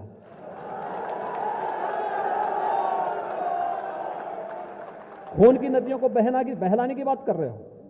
उत्तर प्रदेश के अंदर जिस दिन राम जन्मभूमि का फैसला आया था, मुझे लगता है मैं पिछले 30 वर्षों के अपराध के आंकड़ों को देख रहा था, और वह दिन ऐसा दिन था जो सचमुच राम राज्य का दिन था। एक भी घटना उस दिन नहीं घटित हुई, न छिनैती की, न चोरी की, न डकैती की, न हत्या की, न किसी प्रकार की अन्य किसी भी प्रकार के अपराध की। यह है राम राज्य, यह है शासन की व्यवस्था। याद करिए, अगर केंद्र में और प्रदेश में भारतीय जनता पार्टी की सरकार नहीं होती, मोदी जी देश के प्रधानमंत्री नहीं होते, क्या राम जन्मभूमि का मुद्दा सुलझ गया होता? और भाइयों बहनों, यही से हम कह रहे हैं, यही कसौटी है। हमने प्रोपेगेंडा नहीं किया, हम ये कर देंगे, हम वो कर देंगे, नहीं। होना है तो होना है, मामला समाप्त। जिस मुद्दे को अगर हमारे पूर्वजों ने ठान लिया है कि हमने पार्टी की स्थापना के पीछे यह उद्देश्य है, या आवश्यक नहीं कि हम उसे अपने घोषणा पत्र का हिस्सा बनाएं या ना बनाएं। अगर होना है तो जब मौका मिलेगा हम करके दिखाएंगे। अब घोषणाओं से नहीं, करके दिखाएंगे। लेकिन यह कसौटी के उतरने का किसी भी राजनीतिक दल का जज्बा केवल भारतीय जनता पार्टी में, क्योंकि हम देश के हित में, आने वाली पीढ़ी के हित में काम करेंगे, अपने व्यक्तिगत हित में नहीं और अपनी सत्ता के लिए मात्र नहीं। और यह भारतीय जनता पार्टी ने जब भी अवसर मिला है करके दिखाया है। लेकिन इन सभी मुद्दों के बीच आखिर इतना बड़ा समाज, इतना बड़ा कार्य, कोरोना प्रबंधन पे विपक्ष हमें कोस रहा है, मीडिया हमारे खिलाफ टहल चला रहा है। अभी भी आप देख रहे होंगे किस किस प्रकार की बातें की जा रही हैं, लेकिन हम लोग उसको सही ढंग से उसका जवाब देने में समाज क्यों मौन रह जाता है? अगर आप अमेरिका और भारत की आबादी की तुलना करेंगे, आखिर अमेरिका भारत से आर्थिक रूप से और सामरिक रूप से काफी मजबूत और संपन्न है ना, ये तो हर व्यक्ति जानता है। उसका हेल्थ इंफ्रास्ट्रक्चर भारत से काफी ज्यादा मजबूत है, काफी ज्यादा बेहतर भी है। अमेरिका की आबादी भारत की 1/4 आबादी है। कुल 33 करोड़ की आबादी अमेरिका के अंदर है। भारत की 136 करोड़ से ज्यादा आबादी है। कोरोना में आपने देखा होगा, दूसरी लहर के दौरान अमेरिका के बारे में लोग कहते हैं अमेरिका ने बहुत अच्छा काम कर लिया, और ये तब हो रहा था जब अमेरिका के अंदर मौतें तब भी भारत से ज्यादा हो चुकी थी। यानी भारत के अंदर कुल जितनी मौतें हुई हैं उससे 1.5 गुना से अधिक मौत अमेरिका के अंदर हुई हैं, जबकि अमेरिका की आबादी भारत की आबादी की 1/4 है। लेकिन तब भी मॉडल अमेरिका का बन रहा है, हम भारत के मॉडल की चर्चा नहीं कर पाते, हमें तुलनात्मक आंकड़े प्रस्तुत नहीं कर पाते।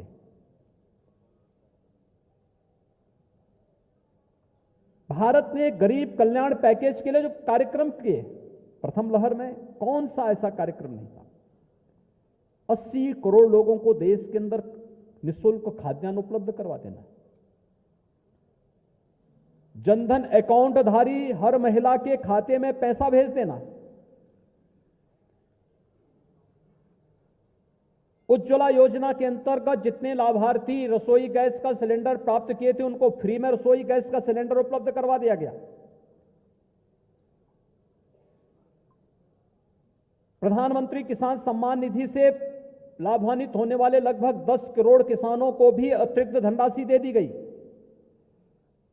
वृद्धावस्था पेंशन प्राप्त करने वाले और निराश्रित महिला पेंशन प्राप्त करने वाली उन सभी विधवाओं के खातों में भी पैसा भेजा गया, अतिरिक्त पैसा दिया गया। इसकी चर्चा नहीं हो पाई, इसके बारे में लोग चर्चा नहीं कर पाए। लॉकडाउन के दौरान बड़ी संख्या में प्रवासी कामगार और श्रमिक अपने अपने राज्यों के लिए गए, उन सबको फ्री में राशन उनके घरों तक पहुंचाने की व्यवस्था, और पूरे देश के अंदर फ्री में उपचार के साथ साथ अब फ्री में वैक्सीन भी देने का कार्य हो रहा है। दुनिया के अंदर भारत अकेला देश है जो फ्री में वैक्सीन अपने नागरिकों को दे रहा है, लेकिन ये हमारी उपलब्धियों में नहीं जुड़ पाती, क्योंकि हम लोग अपनी उपलब्धियों को जनता के सामने रखने में कोताही बरतते हैं। 50 करोड़ लोगों को फ्री में वैक्सीन मिल जाए, 36 करोड़ जनधन अकाउंटधारी को कोरोना के दौरान उनके खाते में पैसा चला जाए, 2-2.5 करोड़ लोगों को देश के अंदर 7 वर्षों में एक आवास उपलब्ध हो जाए, 10 करोड़ लोगों को एक शौचालय उपलब्ध हो जाए, 8 करोड़ लोगों को रसोई गैस के फ्री में कनेक्शन मिल जाए। आप में से बहुत सारे लोग नहीं जानते होंगे, जब हम लोग 1998 में पहली बार सांसद बना था, हम लोगों को 25 का कोटा मिलता था रसोई गैस के कूपन का, और हम लोगों के लिए चयन करना कठिन हो जाता था कि 25 में किसको चयन करें।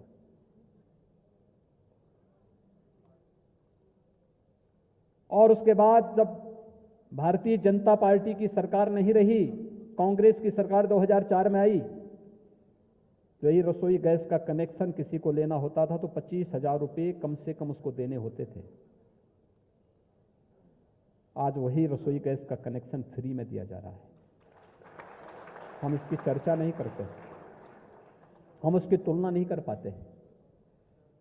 आवास योजना, अकेले उत्तर प्रदेश के अंदर 40 लाख लोगों को अब तक आवास उपलब्ध कराया जा चुका है, और एक आवास स्तरीय आवास ग्रामीण क्षेत्र में 1,20,000 रुपये, 15,000 रुपये शौचालय के लिए अलग से,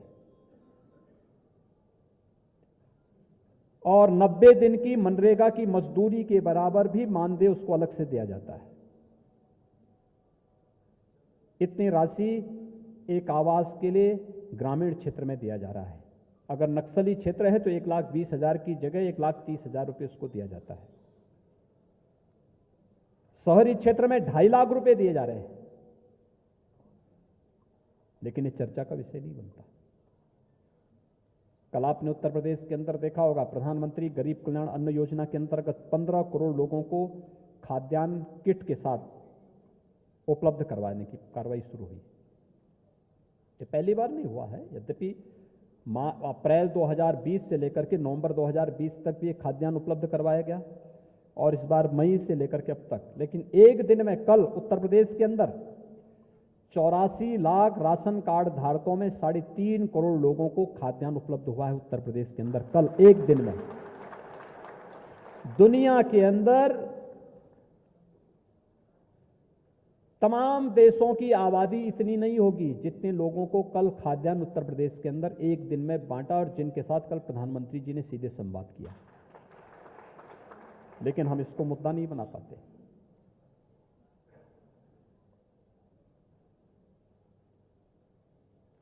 उत्तर प्रदेश के अंदर हम लोगों ने पिछले 4 वर्ष के अंदर 2 करोड़ 61 लाख से अधिक परिवारों को एक शौचालय उपलब्ध करवाया। 1 करोड़ 38 लाख लोगों को फ्री में विद्युत के कनेक्शन उपलब्ध करवाए। 1 करोड़ 47 लाख लोगों को रसोई गैस के निःशुल्क कनेक्शन उपलब्ध करवाए और रसोई गैस उनको फ्री में उपलब्ध करवाई। कितनी बड़ी संख्या है।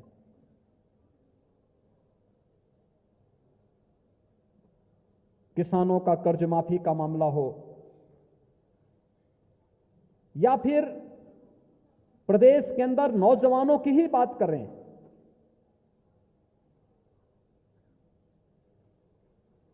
लगभग 4.5 लाख नौजवानों को प्रदेश के अंदर सरकारी नौकरी मिली।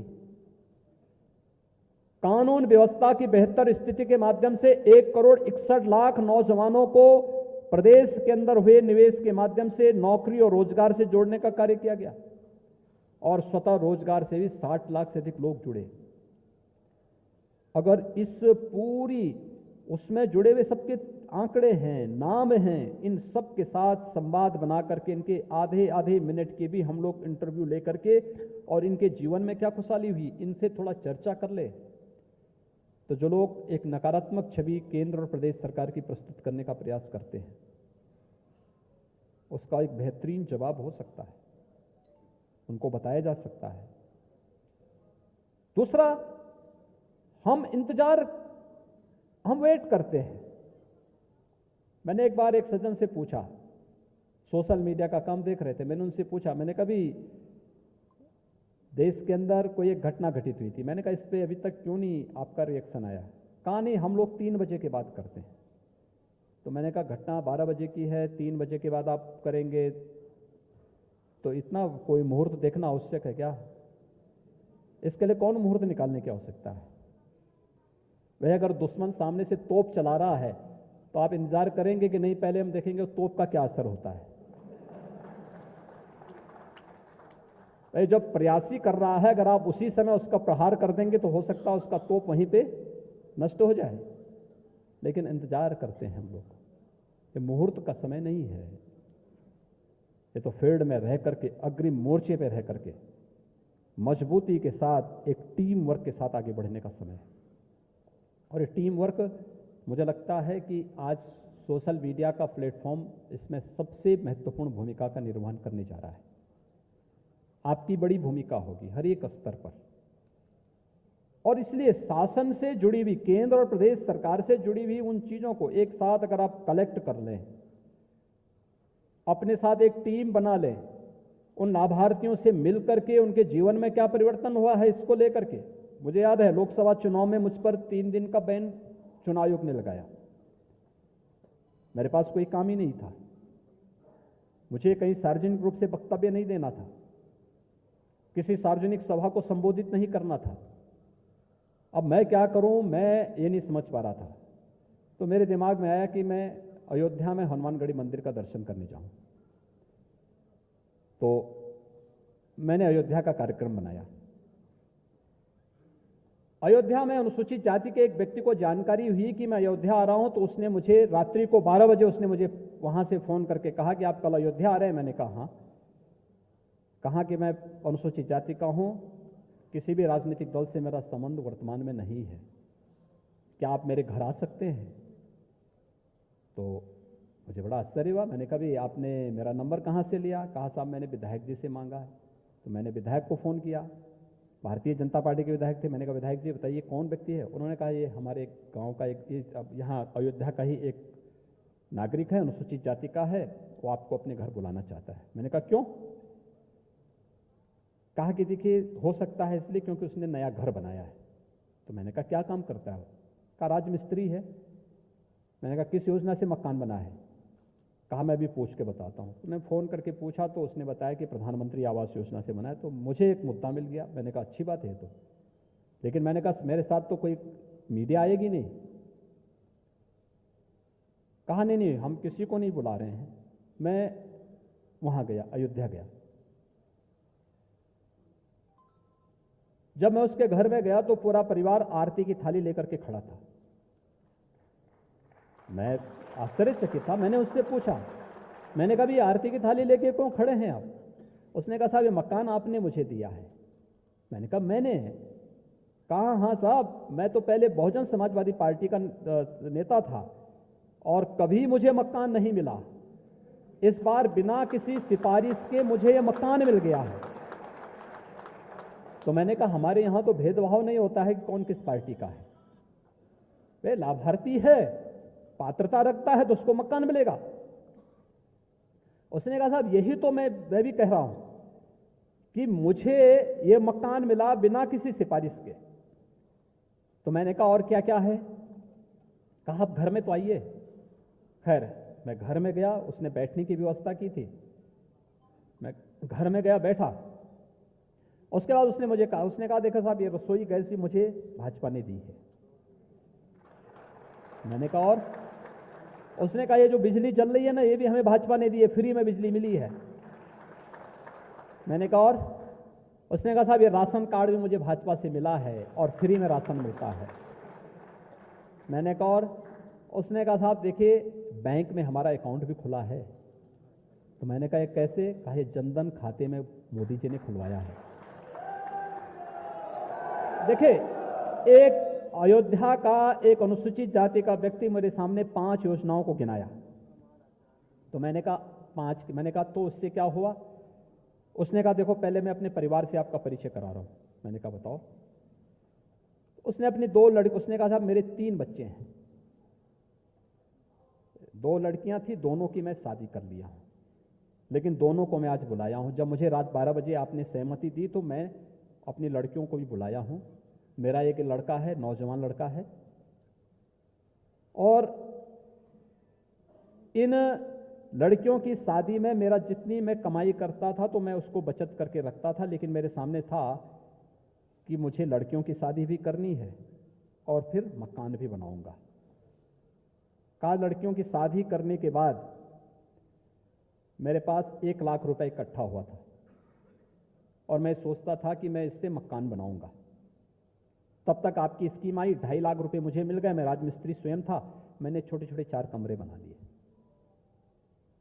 और अब मेरे पास जो 1 लाख रुपया था तो मैंने उससे ई रिक्शा खरीदा और मेरा लड़का ई रिक्शा चलाता है, 1,000 रुपये प्रतिदिन कमाता है, महीने में 30,000 रुपये मेरे घर में मिल जाता है। अब मैं राजमिस्त्री का काम करूं ना करूं ये मेरे लिए महत्वपूर्ण नहीं, क्योंकि मेरे परिवार में आय का एक जरिया हो गया है। और इसलिए मैं मोदी जी को और आपको धन्यवाद ज्ञापित करने के लिए मैंने अपने घर में बुलाया है। उसने कहा साहब आप जब यहां से जाएंगे तब मीडिया से मैं बात करूंगा। मुझे जानकारी मिली है कि आपको मीडिया से बात नहीं करनी है, लेकिन अब मैं बोलूंगा कि मैं कहां पहले था और किस भ्रम में था, और जब मैं उससे ऊपर उठ करके काम किया हूं। अब मैं भाजपा का हूं, हमेशा भाजपा के साथ बह करके काम करूंगा और भी लोग कान खोल करके सुने कि वास्तव में कल्याण कहां से होना है। एक एक योजना हर एक नागरिक के जीवन में कैसे व्यापक परिवर्तन ला सकती है। अयोध्या का महावीर हरिजन इसका एक उदाहरण है। और ऐसे 40 लाख लोगों को मकान मिले हैं यूपी में अब तक, 40 लाख लोगों को। सोचिए 2,61,00,000 परिवारों को एक शौचालय मिला।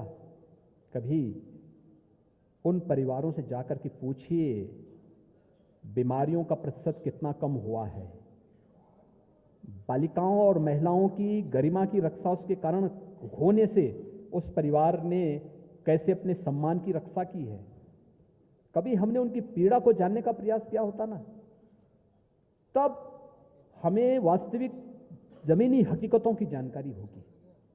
और उनके छोटे छोटे इंटरव्यू बहुत कुछ कह देगा, बहुत कुछ कर देगा। कल आपने देखा होगा प्रधानमंत्री जी का इंटरव्यू, प्रधानमंत्री जी जब गरीब कल्याण योजना के अंदर महिलाओं से बात कर रहे थे और कैसे देहाती भाषा में महिला बोलती थी कि मंत्री जी तुम जब से बने हो तब से, तो यानी वो बेचारी तुम कह कर ही के बात कर रही थी, एकदम ठेठ गांव की महिला थी, लेकिन उसकी बातों में अपनत्व था, कृतज्ञता का भाव था, उसकी बातों में एक भाव था कि मुझे मोदी जी के द्वारा इस स्कीम का लाभ मिला है और इसलिए कृतज्ञता ज्ञापित करना मेरा धर्म बनता है। और वह उस रूप में अपने शब्दों को भी प्रस्तुत करने का प्रयास कर रही थी। हमने कभी उसको उस रूप में लेने का प्रयास किया होता? प्रधानमंत्री जी संवाद कर सकते हैं, हम लोग क्यों नहीं? केवल 10-10 लाभार्थियों से एक दिन संवाद प्रत्येक व्यक्ति कर ले। आपकी इतनी बड़ी टीम है, आपके साथ भी एक टीम होगी, 10 से ज्यादा नहीं, 10 लोगों से आधा मिनट का, और जब उसको फिर आप अलग अलग ग्रुप में बांट सकते हैं, आवास का अलग, शौचालय का अलग, बिजली का अलग, शेष अन्य उपलब्धियों का अलग। अयोध्या गए, यह पर्यटन हमारे लिए केवल श्रद्धालुओं की सुविधा का साधन मात्र नहीं है, नौजवानों के रोजगार का भी ये माध्यम बनता है। याद रखना, जब प्रयागराज में हम लोगों ने कुंभ का आयोजन किया था, प्रयागराज कुंभ में राज्य सरकार और केंद्र सरकार ने मिलकर के कुल 4,000 करोड़ रुपए खर्च किए थे। लेकिन 4,000 करोड़ रुपए खर्च करने के, यानी इंफ्रास्ट्रक्चर से लेकर के पूरे आयोजन तक, और जब हम लोगों ने एक टीम लगाई थी उसके साथ, IIM लखनऊ की, IIT की, कुछ अन्य अंतर्राष्ट्रीय संस्थाओं से भी हम लोगों ने एक टीम लगाई थी, ये देखने के लिए कि अर्थव्यवस्था पर इसका कितना असर पड़ा। 1,20,000 करोड़ रुपए का इन्वेस्टमेंट प्रयागराज और उसके आसपास के क्षेत्र में व्यापार के माध्यम से लोगों के जेबों तक पहुंचा है। अगर 4,000 करोड़ रुपए खर्च करने के बाद 1,20,000 करोड़ रुपए देश की अर्थव्यवस्था में मजबूती उसके माध्यम से प्राप्त होता है, तो ये इकोनॉमी का सबसे अच्छा मॉडल हो सकता है। लेकिन इन पर चर्चा करने, इसको चर्चा का विषय बनाने का माध्यम क्या हो सकता है, इस पर कार्य किए जाने की आवश्यकता है। बहुत कुछ है। अमित जी इसमें पहले से ही उनके पास अनेक अनुभव हैं, उन्होंने आपको अच्छे ढंग से यहाँ पे प्रशिक्षित कराया होगा। यहाँ पर कामेश्वर जी की टीम प्रदेश में पहले से कार्य कर रही है। प्रोफेशनल तरीके से अगर हम काम करना प्रारंभ करें, टीम बना करके अभी से इस पर हम लग जाएं, तो ये जो जिनके पास ये मुट्ठी भर लोग जो माहौल खराब करने का प्रयास कर रहे हैं, कुछ नहीं कर पाएंगे। फिर हमारे पास देखना, आपका ट्वीट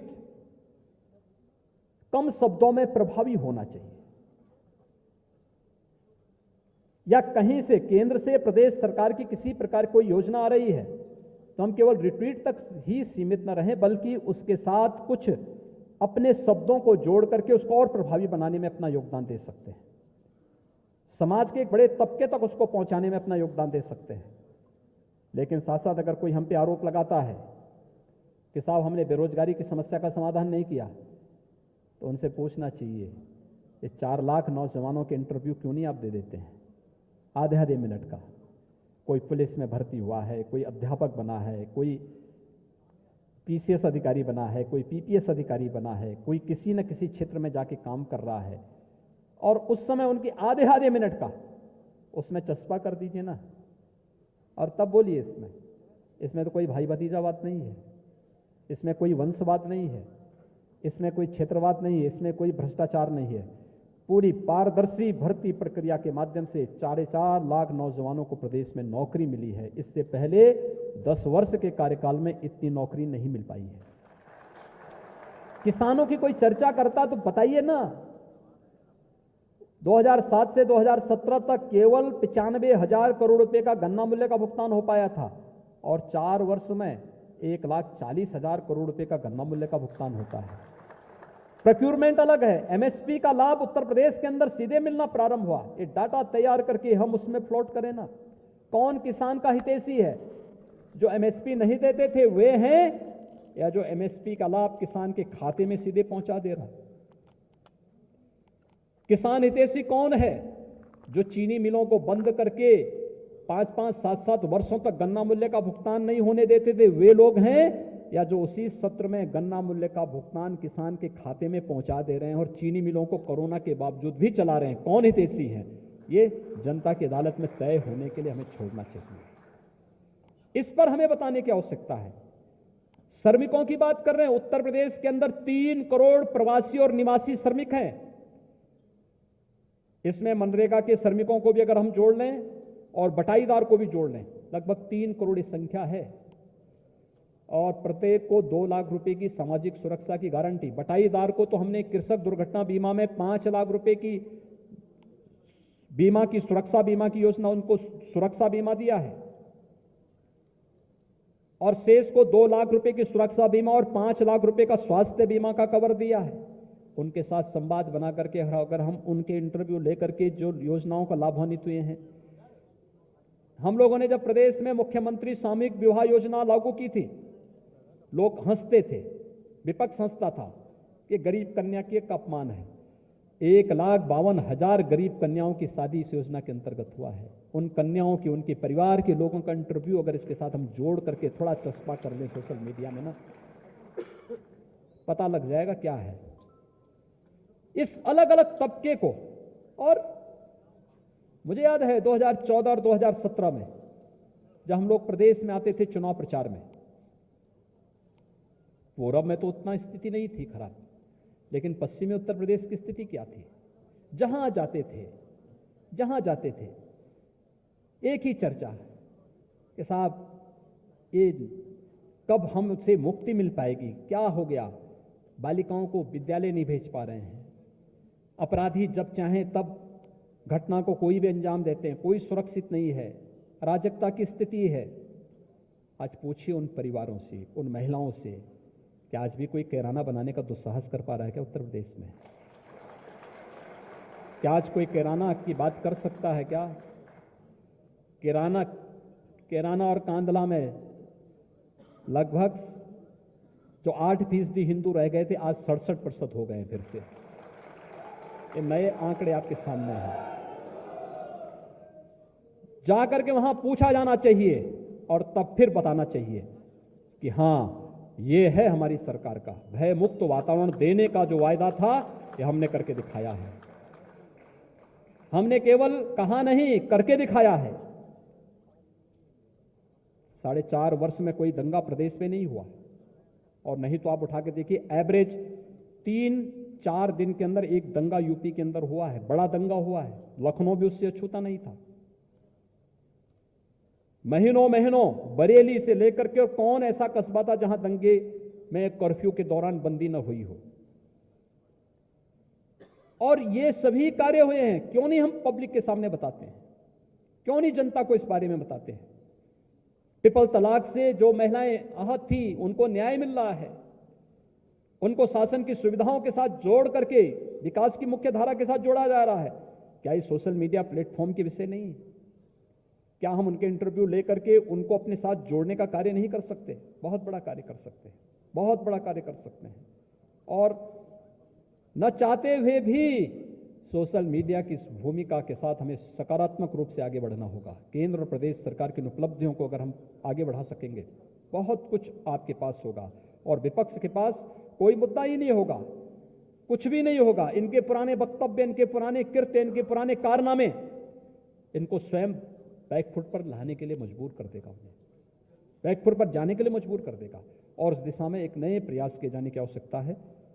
मुझे प्रसन्नता है कि आप सभी लोग आज के इस प्रशिक्षण के बाद अपने अपने स्तर पर भी, जनपद स्तर पर, मंडल स्तर पर, सेक्टर स्तर पर उस प्रकार की व्यूह रचना तैयार करके प्रभावी भूमिका के साथ आगे बढ़ेंगे।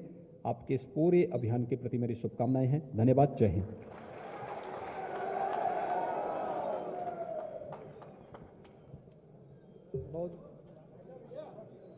बहुत बहुत धन्यवाद आदरणीय मुख्यमंत्री जी। आपने सोशल मीडिया के कई महत्वपूर्ण विषयों पर हम सभी का मार्गदर्शन किया है और साथ ही केंद्र और प्रदेश सरकार की लोक कल्याणकारी नीतियों से जो गरीबों, किसानों और मजदूरों के जीवन में परिवर्तन आया है उसके बारे में बहुत ही विस्तार से हम सभी को बताया है।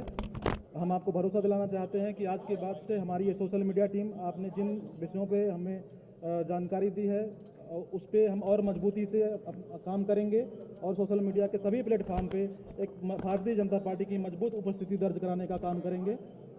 अब इस कार्यशाला को आगे बढ़ाते हुए मैं प्रदेश टीम से एक बार आग्रह करूंगा, ITM सोशल मीडिया की प्रदेश टीम ऊपर आ जाए, एक ग्रुप फोटो ममता की अतिथियों के साथ हम लोग की हो जाए और सभी लोग अपने स्थान में बैठे रहें।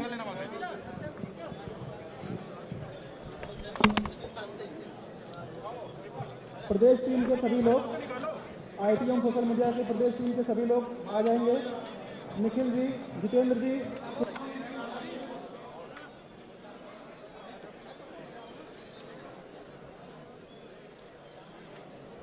भैया कौन है ये?